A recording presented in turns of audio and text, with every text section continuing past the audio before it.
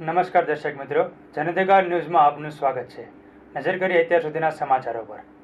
કાકરાપરા અણુમથક power પ્લાન્ટમાં છેલ્લા કેટલાક દિવસથી ચાલી રહેલા વિવાદ બાબતે ફરીવાર શનિવારે મીટિંગ મળી હતી, જેમાં સંચાલકો દ્વારા ભરતી અને વિવિધ સમસ્યાઓ અંગે નિરાકરણ લાવવાની હૈયાધારણા અપાઈ હતી, જેથી હાલ પૂરતો મહિલાઓનો ગુસ્સો ઠંડો પડ્યો છે। બે તાલુકાના ખાસ કરીને અને કેએપીપીના સરાઉન્ડિંગ 5-15 કિલોમીટરના એરિયાના કાર્યકર્તા આગેવાનો કે આપણા રહેવાસીઓને લાગે વળગે વહીવટી તંત્રના વડા આપણા પ્રાંત અધિકારીશ્રી છે અને કેએપીપીના જવાબદાર અધિકારી વર્ગ રહ્યા છે, ત્યારે એની જે કંઈ રજૂઆત હશે એ સારી રીતે કરો। જે કેએપીપીની જે ફરજમાં આવતી જવાબદારીઓ પણ એમણે જે અદા કરી છે આપણે બધાને બતાવી અને હજુ કંઈ એમાંથી કદાચ કોઈ ચૂકી જવાતું હોય તે કંઈ સમય જતો નથી એ અપેક્ષા રાખું છું અને બધા મોબાઈલ સાયલન્ટ કરી દેજો, મારી વિનંતી છે, વચ્ચે ડિસ્ટર્બ આપણે નહીં થઈએ તો જે કંઈ રજૂઆત બહેનો તરફ ચર્ચા આપણે સાંભળીએ।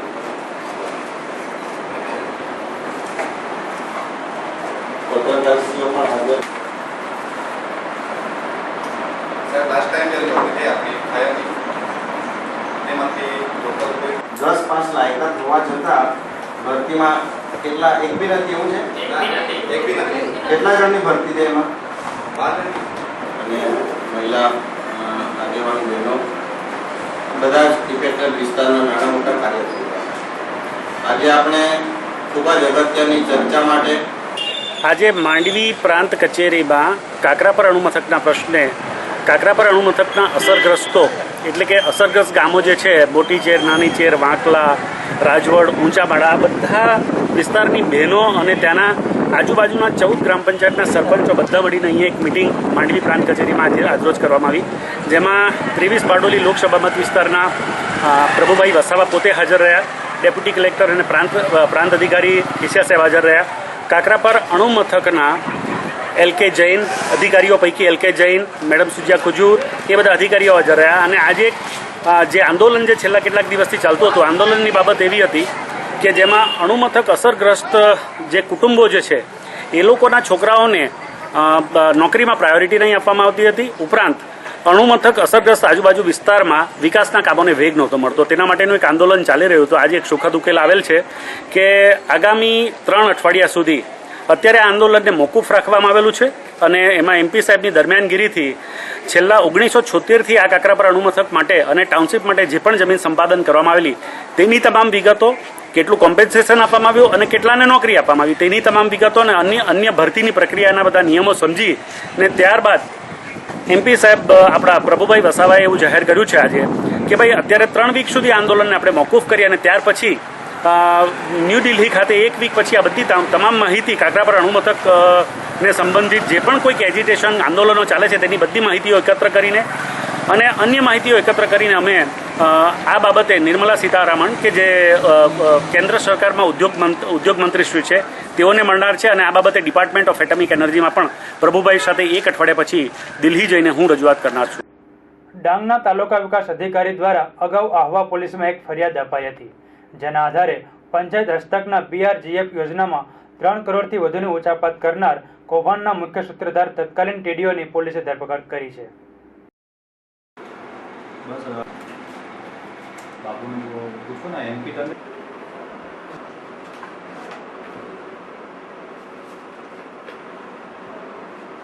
સરકારશ્રીના નાણાકીય નિયમોનું અને યોજનાની શરતોનું પાલન કર્યા સિવાય આ 5 મંડળીઓ અને 2 NGO સાથે મળી જે તે સમયના incharge TDO doctor DR Mahla, નાયબ હિસાબનીશ NP ટંડેલ, જુનિયર ક્લાર્ક હિસાબી HP પરમાર અને અમય IN કોલચાઓએ એડવાન્સ પેમેન્ટ આપી કુલ રૂપિયા 3,30,83,000ની ઉચાપત કર્યાની ફરિયાદ હાલના TDO શ્રી UB વસાવા સાહેબે આપેલી, જેના આરોપી જે તે સમયના ઇન્ચાર્જ TDO ડૉક્ટર DR માહલાને અટક કરી નામદાર કોર્ટમાંથી તેમના 5 દિવસના રિમાન્ડ મેળવી આગળની વધુ તપાસ ગુનાની ચાલુ છે। સૌરાષ્ટ્રના બગદાણામાં ગુરુ પૂર્ણિમા નિમિત્તે ભક્તોનો મેળાવડો જામ્યો હતો। લાખોની સંખ્યામાં હાજર ભક્તજનોએ બાપા સીતારામના જયનાથથી વાતાવરણ ભક્તિમય બનાવ્યું હતું। સમગ્ર ભાવનગર જિલ્લામાં સવારથી જ બાપા સીતારામના નાદ સાથે ગુરુ આશ્રમ બગદાણા ખાતે ગુરુ પૂર્ણિમાના મહોત્સવનો દબદબાભેર પ્રારંભ થયો. સૌરાષ્ટ્ર સંત સુરાની ભૂમિ સૌરાષ્ટ્રમાં સમાવિષ્ટ ભાવનગર જિલ્લામાં ગુરુ આશ્રમોમાં શિરમોર, ગુરુ આશ્રમ બગદાણા સહ નામી અનામી ગુરુ ભગવંતોના અસંખ્ય આશ્રમો આવેલ છે, જે ગૌરવરૂપ બાબત છે.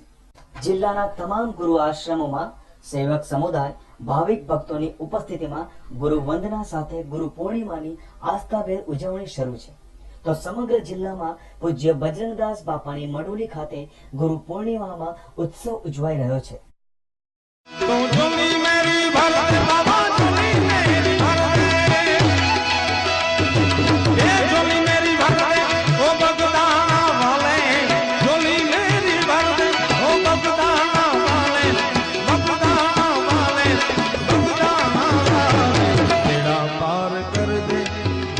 તો ગુરુ આશ્રમો દ્વારા ગુરુ પૂર્ણિમા નિમિત્તે ગુરુ પૂજન, સંતવાણી, મહાપ્રસાદ સહિતના અનેકવિધ ધાર્મિક કાર્યક્રમોનું આયોજન કરવામાં આવેલ છે. સવારથી જ જિલ્લાના તમામ રાજમાર્ગો પર વિશાળ સંખ્યામાં ભાવિક ભક્તોની ભીડે વિવિધ ગુરુ આશ્રમોમાં ગયા અને ગુરુ વંદના કરી. આપણી સંસ્કૃતિમાં ગુરુનો મોટો મહિમા છે. શાસ્ત્રમાં સદગુરુને ઈશ્વરથી વિશેષ ઉપમા આપવામાં આવી છે, જેના પગલે આજે પણ આપણા સમાજમાં ગુરુ પૂર્ણિમા અને ગુરુ ભગવંતોનું અનેરું મહત્વ છે. આજે દરેક લોકો ગુરુ દર્શન પૂજનનો લાભ લઈ પાવન થશે. તો સદગુરુ ભગવંતો તેમના સેવક સમુદાય ભાવિક ભક્તોને સદ ઉપદેશ દ્વારા ગુરુ આશીષ આપી માનવ જીવનને સાર્થક કરતો સતમાર્ગ ચીંધશે. આજે સમગ્ર ભાવનગર જિલ્લો ગુરુમય ભાસે છે. ધર્મ પ્રેમી જનતા ગુરુ પૂર્ણિમા નિમિત્તે ગુરુ વંદનામાં મશગુલ છે. સમગ્ર ભાવનગર જિલ્લામાં આવી રીતે હર્ષોલ્લાસના વાતાવરણમાં ગુરુ પૂર્ણિમાની ઉજવણી શરૂ છે. ત્યારે સર્વ ગુરુ ભગવંતોના ચરણોમાં ગુરુ વંદના સાથે સૌ ભાવિક ભક્તોને ગુરુ પૂર્ણિમાની શુભકામના. દાદરાનગર હવેલીના માંદોની અને દૂધની વિસ્તારમાં નવી પોલીસ આઉટપોસ્ટનું ઉદ્ઘાટન કરવામાં આવ્યું છે.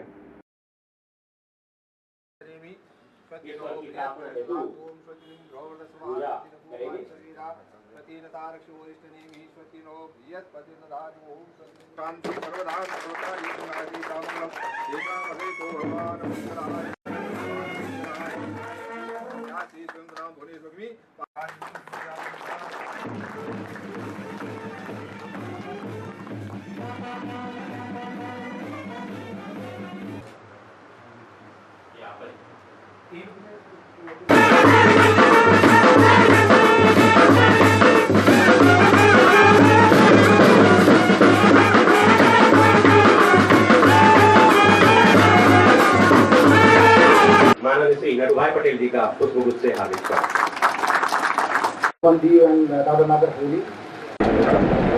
ये आज हमने 2 पुलिस आउटपोस्ट, एक दूधनी में और एक मांदोनी में, दोनों को आज शुरू किया है। ये आपको मालूम है दूधनी और मांदोनी हमारे दादरा नागर हवेली के थोड़े रिमोट पटेलाद माने जाते हैं। खानवेल से भी दूर हैं और सिलवासा से तो काफ़ी दूर हैं। टोटल पॉपुलेशन जो इनको कवर जो नए आउटपोस्ट है दूधनी भी और मांदोनी भी करीबन 20,000 पॉपुलेशन दोनों कवर करते हैं, 20-20 हज़ार कवर करेंगे। और आसपास के जितने गांव हैं, पाड़ाज हैं, सभी को ये बहुत फ़ायदा मिलेगा। यहाँ पर नियरेस्ट उनको पुलिस की सुविधा उपलब्ध होने के लिए अभी तक ये हमारी पुलिस आउटपोस्ट एक पुरानी बिल्डिंग जो पोर्चुगीज़ ज़माने की बनी हुई है उसमें चलती थी, पटेल तलाठी के साथ साथ, क्योंकि फिर वो पुलिस का कार्यशैली डिफरेंट है, पटेल तलाठी का कार्यशैली डिफरेंट है और जगह की भी कमी थी। और साथ में सबसे ज़्यादा ये कमी थी कि घर नहीं था, तो इसलिए कोई पुलिस अगर हम किसी को ऑफिसर को भेजते थे या स्टाफ को भेजते थे तो वो फिर रहने की व्यवस्था नहीं थी, तो फिर इतनी सुविधा नहीं हो पाती थी। लेकिन अब आपने दूधनी में देखा, दूधनी में 4 घर हैं जो बिल्कुल अच्छे बने हुए हैं सामने बिल्कुल आउटपोस्ट के। मांदोनी में 2 घर हैं जो बिल्डिंग के ऊपर ही हैं और ज़रूरत पड़ने पर और भी बन सकते हैं। लेकिन कम से कम अब ये क्या है कि पुलिसकर्मी यहाँ पर मौजूद रहेंगे हमेशा और सुविधा हो जाएगी तो अच्छा है उनके। ऐसा भी नहीं ना, हम ये नहीं चाहते हैं कि पुलिसकर्मी बाहर टेंट लगा कर सोएं, ऐसा भी नहीं होना चाहिए, या कहीं और ऐसी असुविधा करके सोएं। दोनों को सुविधा होनी चाहिए, पुलिस को भी और जनता को भी। इससे मैं मानता हूँ कि दोनों हमारे जो पटेलाद हैं, दूधनी और मांदोनी के आसपास के गांव हैं, सभी को इस सुविधा से बहुत फ़ायदा है। मेरा ये मानना है कि यदि पुलिसकर्मियों को अच्छी सुविधाएं मिलेंगी तो वो और मुस्तैदी से और अच्छी तरीके से जनता की सेवा कर पाएंगे। जैसा कि आपने देखा कि मंदोनी और जो दुधनी जो पुरानी आउटपोस्ट हैं वो काफ़ी पुरानी बिल्डिंग्स हैं और उसमें स्पेस काफ़ी कम है और एक जो आसपास का जो कंस्ट्रक्शन भी है काफ़ी पुराना है जिसके अंदर कि वो इतना मोटिवेट नहीं करता व्यक्ति को कि उसमें रहे। मुझे उम्मीद है कि ये जो नई बिल्डिंग मिली है जिसका कंस्ट्रक्शन काफ़ी अच्छा है, इससे हमारे जो पुलिस आउटपोस्ट इंचार्जेज हैं वो मोटिवेट होंगे। हमारा ये भी प्रयास है कि जहाँ तक संभव हो जो स्टाफ यहाँ पोस्टेड हैं उन्हीं स्टाफों को ये क्वार्टर्स अलॉट किए जाएं। हालांकि प्रैक्टिकल तौर पर ये हमेशा नहीं होने पाता है क्योंकि किसी के बच्चे कहीं और स्कूल में पढ़ रहे होते हैं, उस हिसाब से हम करते हैं। लेकिन मुझे पक्का भरोसा है कि जो 4 क्वार्टर्स हमारे ये दुधनी में हैं और 2 क्वार्टर्स मंदोनी में हैं तो वो कर्मचारी जिनके बच्चे वहाँ पढ़ रहे हैं, जिनके परिवार वहाँ रह रहे हैं, उनको लेंगे और उसमें अच्छी सुविधाओं को भोगेंगे। जहाँ तक रही बात फोर्स की सफिशिएंसी की, हमारे पास निश्चित तौर पर छोटी फोर्स है, संख्या कम है और काफ़ी सालों से इसके एक्सपेंशन का प्रयास भी नहीं हुआ है। मैंने अपने एसपी को निर्देश दिए हैं कि हम नया प्रपोज़ल बनाएं जिसके अंदर कि हम ये देखें कि किन पुलिस स्टेशन को ब्रेक कर हम नए पुलिस स्टेशन क्रिएट कर सकते हैं और जो BPRND जो कि पुलिस संबंधी कार्यों के अंदर रिसर्च का काम करती है, उनकी गाइडलाइंस के आधार पर अगर हम नए पुलिस स्टेशन प्रपोज करके गवर्नमेंट इंडिया को भेज सकें तो हो सकता है कि हमें नई पोस्ट भी मिलेगी। जहाँ तक जो हमारी पोस्ट खाली हैं उसके अंदर भी कुछ इलेक्शन के चलते और कुछ उससे पहले जो हमारे जो बाई इलेक्शन थे जिला पंचायत के, उसके चलते उसकी रिक्रूटमेंट प्रोसेस इनिशिएट नहीं हो पाई। हमने अब रिक्रूटमेंट प्रोसेस को इनिशिएट किया है जिसके तहत मुझे लगता है कि 9 सब इंस्पेक्टर और करीब 50-60 सिपाही हम और भर्ती कर पाएंगे, जो कि यहाँ की पुलिस फोर्स के हिसाब से अगर परसेंटेज हिसाब से देखें तो काफ़ी बड़ी संख्या है। तो मुझे उम्मीद है कि जब ये नई फोर्स हमको ज्वाइन करेगी, हमारा पूरा जो रिक्रूटमेंट का प्रोसेस है करीब 7 से 8 महीने का होता है, तो जब ये 7-8 महीने के बाद नई फोर्स ज्वाइन करेगी वो फोर्स जो हमारी एग्जिस्टिंग पुलिस फोर्स है उसको और स्ट्रेंथन करेगी। ધોની સંસદ હું લાલુભાઈ અને લક્ષદ્વીપના MP કે જે આરબીને સ્ટેટ વાઇડ કરવામાં આવે અને તે ઓર્ડર લગભગ 20 થી 25 તારીખના વચ્ચે કરવામાં આવશે અને જે આજે અમે ઇનોગ્રેશન દૂધની અને માંદોની આઉટપોસ્ટનું ઉદ્ઘાટન કરવામાં આવ્યું, આમ જનતા માટે ઘણી સુવિધા મળશે અને લો એન્ડ ઓર્ડર કે જે પોલીસ ડિપાર્ટમેન્ટને બેસવા માટે અને કોઈ બી કેદીને પકડ્યા હોય એમને રાખવા માટેની એક સુવિધા મળી રહે અને અહીંયા 15 થી 20 હજારની વસ્તી છે અને દૂધની માંદોની ભેગી થાયને લગભગ 30-35 હજાર લોકોની વસ્તી છે, એટલે લોકોને એક સુવિધા મળી રહે અને લો એન્ડ ઓર્ડર સચવાય અને દૂધનીમાં ટુરિઝમ વધે અને લોકોના વિકાસ થાય તેના માટે પોલીસ ડિપાર્ટમેન્ટ અને ગવર્મેન્ટ કર્મચારીનો પણ ઘણો યોગદાન છે। તો અમે એવું માને કે પોલીસ ડિપાર્ટમેન્ટ અહીંયા સારું કામ કરે અને અમારા તરફથી પૂરો સહયોગ અમને પણ મળશે। નમસ્કાર। અંકલેશ્વરની GIDCમાં ભરૂચની રેડ ક્રોસ બ્લડ બેંકના સહયોગથી રક્તદાન કેમ્પનું આયોજન કરવામાં આવ્યું હતું। યુવા મિત્ર મંડળ દ્વારા આયોજિત આ રક્તદાન કેમ્પ માનવ મંદિરના પટાંગણમાં યોજાયો હતો, જેમાં મોટી સંખ્યામાં લોકોએ રક્તદાન કર્યું હતું।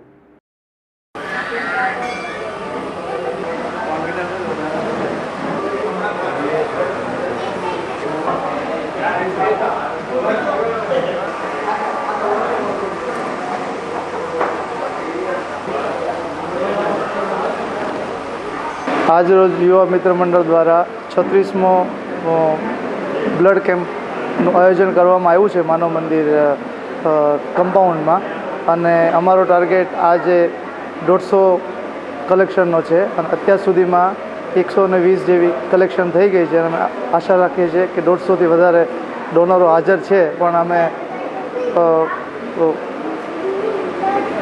નંગની અભાવને લીધે 150થી વધારે કલેક્શન કરી નહીં શકીએ, પણ અમે અવારનવાર આવા કેમ્પોનું આયોજન કરીએ છીએ અને લોકલ અમને લોકોને સપોર્ટ અવારનવાર મળતો રહ્યો છે અને આવનાર દિવસોમાં બી મળતો રહેશે એવી આશા રાખીએ। ફિફા વર્લ્ડ કપની યજમાન ટીમ બ્રાઝિલને ફરી એકવાર શરમજનક હારનો સામનો કરવો પડ્યો હતો। શનિવારે ત્રીજા સ્થાન માટે યોજાયેલી મેચમાં નેધરલેન્ડે બ્રાઝિલને 3-0થી પછાડ્યું હતું। અગાઉ બ્રાઝિલ જર્મની સામે 7-1થી હાર્યું હતું। હવે રવિવારે જર્મની અને આર્જેન્ટિના વચ્ચે ફાઇનલ મુકાબલો થશે। તો આ હતા અત્યાર સુધીના સમાચારો। નવા સમાચારો સાથે ફરીથી મળશું। રજા આપશો। નમસ્કાર।